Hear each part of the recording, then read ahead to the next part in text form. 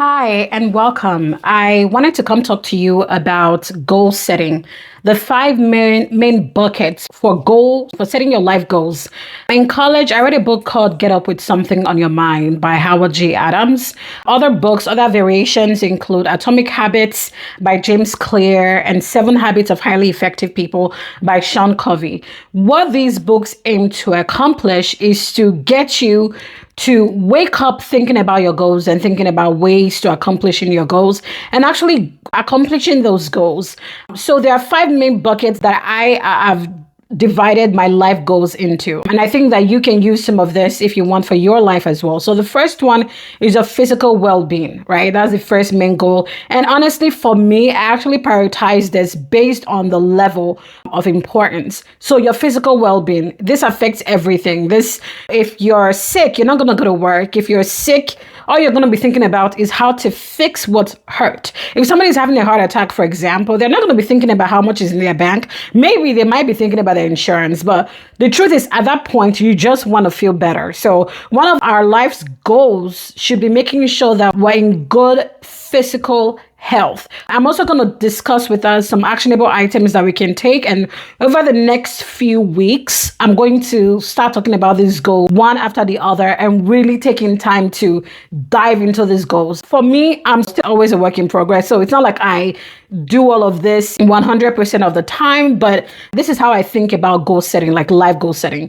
So actionable item for your physical well-being include obviously exercise. It is recommended to do moderate intensity exercise at least 3 to 5 times a week. In addition to that, weightlifting as well. And also diet, right? Eating diets that are not too high in sugar. We have something called a DASH diet, heart healthy diets, diets that are rich in vegetables, whole grains. So just watching what we eat, because we are what we eat, and I should take my own advice as well. I'm not saying that we can't go to fast food and get McDonald's or KFC, but just not doing it all the time. So your first main goal is making sure that your physical well-being is intact. And that includes just managing our exercises and managing what we eat as well, because the truth is this flows into everything. It's only people that are alive that are goal setting, right? The second one is your spiritual and mental well-being, right? So the Bible says, guard your heart, because out of it comes the issue of life. If you're not okay mentally, if you're not okay spiritually, if something is off, then it flows into the other areas of your life. You may not be motivated to work out. You may not be motivated to do anything else in your life, right? So some goals that we can set in this area include finding inner peace. That is a life goal, making sure that you have inner peace, mental clarity, right? Having mental clarity, just because sometimes we're so bogged down by fog and clutter, freedom from comparison. That's really important. And then finding meaning and purpose in our life. You can add whatever you want. At the end of the day, these are personal life goals. You can tailor it to your life and what will make a good life for you. But for me, I think that having inner peace is really essential. Just being in tune with yourself, being one with yourself. And so some actionable items here, everybody, you can choose what you want to do. But for me, I think if you're somebody who believes in a higher power, maybe going to being religiously affiliated, it could be like a mosque or a church, whatever you believe in, but just like believing in a higher power, because believing that the universe it's bigger than us. I believe firmly that I'm a part of a bigger, more significant picture. And then therapy is also really important. As we all know here, I'm a huge advocate for therapy. I think that therapy will help with understanding some of our proclivities and why we do certain things that we do. Therapists are well trained to really dig into your past and your present to understand why you're making the decisions that you're making and how to make your life a little bit better and how to live better. Other actionable items could be reading more books. I love books, you guys. Reading more books, learning from different people. Books are our thoughts in words, right? Learning from people who know more than us, who have lived experiences that maybe we're living and how they survive through those experiences.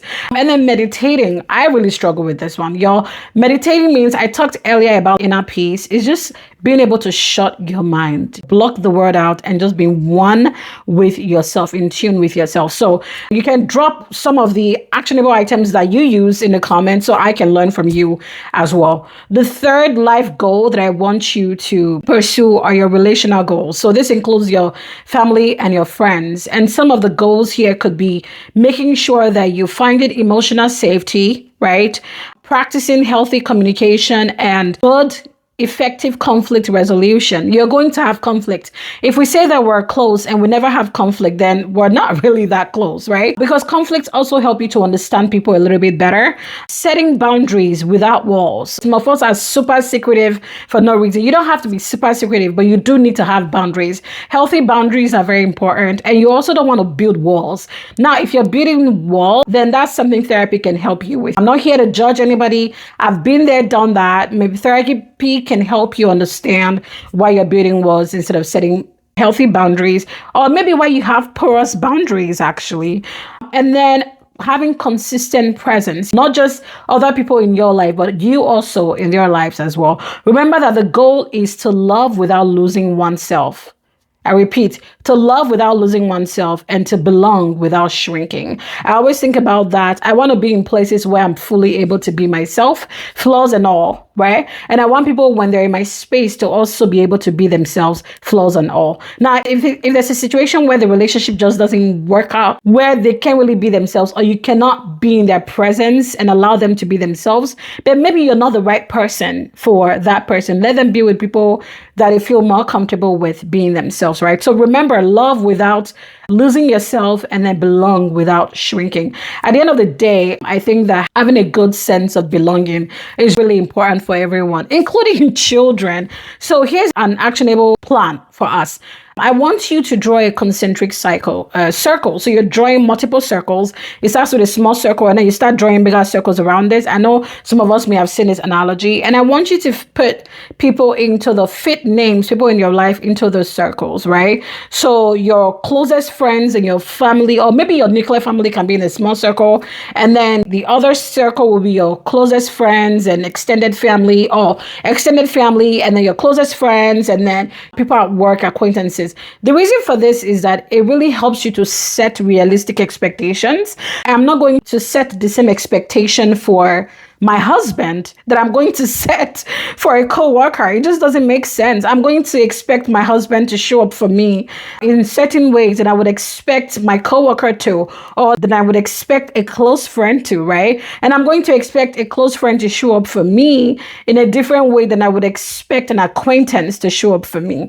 So one of the reasons why we're so unhappy and why we get heartbroken sometimes is because our reality does not match the expectation. So in order for you to find happiness, you really have to let your reality match your expectations. And how do you do that? Know your circle. Who can I trust with certain things in my life? Because if I'm trusting you with things that you're not going to deliver, then I'm going to be very unhappy. For example, how many people in your life can you call right now at 2 a.m. and they'll pick up and they'll show up for you?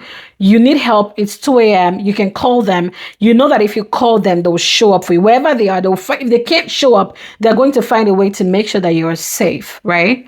So do this exercise with me, draw. And the thing is, people can move in and out of circles. Life is fluid. I don't believe in just because we're not friends today doesn't mean we'll never be friends tomorrow. Or just because we're friends today doesn't mean we're going to be friends tomorrow. Life is very fluid. Things happen. People change. Circumstances change, right? So the circle is not static. It's not stagnant. People can move in and out, and let them move in and out of the circle. So this also helps you not only knowing who you can trust and depend on, but also knowing who you should invest in, right? I'm not going to invest in my coworkers the same way I'm going to invest in my close friends. It's just not possible, right? I'm not going to invest in my close friends the same way I'm going to invest maybe in my child. Right? Because that's my child. I'm 100% responsible for them. So it's different, right? But I think it's also important to set your relationship goals, because at the end of the day, we all want to belong. somewhere and we all want to belong, and that is someone. But first, you must belong with yourself, right? That's where the spiritual and mental well-being comes in. So the fourth one, of course, is our financial goals. Money rules the world. Don't let anybody tell you that money is not important. Money is important, right? It is the way that we exchange commodity, right? It is the way that we exchange services. If you want to stay in a nice hotel, if you want to go to a nice restaurant, well, guess what? This costs money. So some financial goals could include financial freedom, income growth, asset building, and legacy building. And in the coming weeks, we're going to talk about these goals individually. So when you wake up in the morning and you literally have nothing to do, I want you to put these goals, you can put it on your wall or wherever you want to put it, into 5 buckets and be like, what am I doing to accomplish these goals? And so actionable plan that we can take on this could be building a budget. And if you don't know how to do that, get a financial coach. I know a really good one. She's amazing. And then start a side hustle or a side business. And for leveraging, building your legacy or leveraging income, increasing your income, we can talk about that in the next goal. But make sure that in anything you want to learn from people that know better than you. So getting a coach in this area might be important if you don't know where to start from.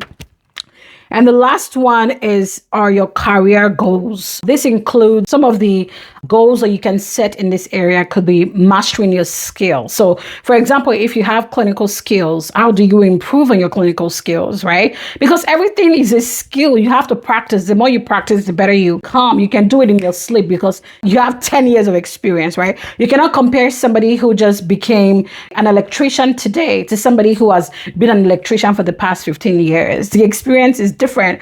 But remember, you always need to keep figuring out ways to master your skills. So that could be one goal. Another goal within your career goal could be finding ways to be more autonomous in what you do. I love autonomy at my job. I don't need a micromanager breathing down my neck. Another goal could be climbing up the corporate ladder. If you want to become a manager or if you want to become a director or whatever, that's a good goal to set within a life goal of real satisfaction. It could also be leveraging your skills in order to negotiate your salary to earn more, right? So you decide. At the end of the day, it is personal. So you decide what works for you and what you want to do with your career. Some people just want to do their if it's a 9 to 5, for example, some people want to do their 9 to 5 and go home. And they don't want to do anything else because they have other things that they're focusing on. And that's completely fine. At the end of the day, you can either choose to build your business or you can choose to build someone else's business. It's up to you. So an action plan for this is look at the resources that are available within your field, right?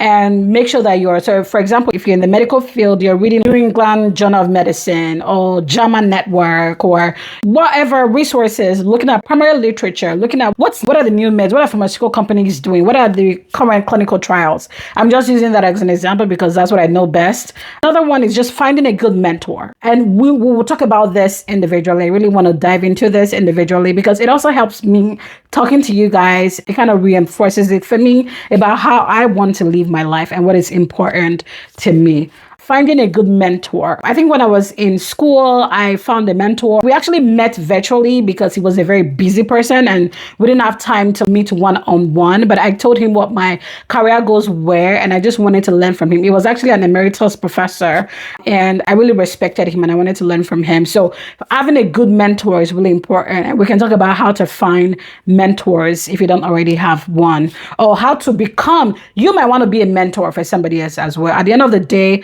remember that you want to honor the present, you want to strive for the future, and you want to lift others up when you get there. So I'm just going to recap. The 5 life goals, the buckets, are physical well-being. So always think about this. Number 1, physical well-being, spiritual and mental well-being, your relational goals. So this includes your family and your friends, a sense of belonging. Financial goals. Do I have an emergency fund? If I were to get laid off right now, what am I going to fall back on, right? And then your career goals as well. Where do I want to be? What gives me a sense of meaning and satisfaction? Have I been doing the same job for the past 10 years? I've been making the same money for the past 10 years. Maybe it's time to change that, right? At the end of the day, I feel like sometimes we focus so much on one area of our life and we just forget. We don't take care of our health. health. We don't take care of, and I'm guilty of this, you guys. I'm guilty of this. We don't take care of our health. We don't care about our spiritual growth. We neglect our family and friends, and we'll just focus either on just career only or finance only. And some of us, we don't think about our career. We don't think about our finances. We don't think about our spiritual or physical well-being. We're just focused on family and friends. We belong with our family, but everything else in our life is falling apart. So at the end of the day, it's about finding balance, right? It's about finding balance within yourself. The truth is, because let's be realistic, life throws us curveballs, right? It's not always going to be perfect. So there are times in our lives where we have to focus more on one area than the other, and that is okay. Sometimes you might just be at a point in your life where everything else is fine and you really need to focus on your mental and your spiritual well-being. That is okay. But I just want you to know that at the end of the day, we want to be thinking about these 5 areas and making sure that we are figuring out ways to be balanced. I know that this was a long one. That's just because I wanted to introduce it to you. But over the weeks, I will start talking about each of them individually and steps that I am personally making to make sure that my life is well balanced. I love you guys so much. I'm here for you guys. I'm here for you guys to win. If you have any questions, comments, concerns, please leave it in the chat. If you haven't subscribed already, I hope that you will click that subscribe button, and I hope that you will send this to someone, a friend, your mother, your father, your brother, your husband, your wife, your partner. Send this to somebody, a kid who's in high school trying to figure out the next steps of their life. Remember, at the end of the day, what we want is balance. I see you guys so much. I love you, and you are beautiful just the way that you are. Mwah.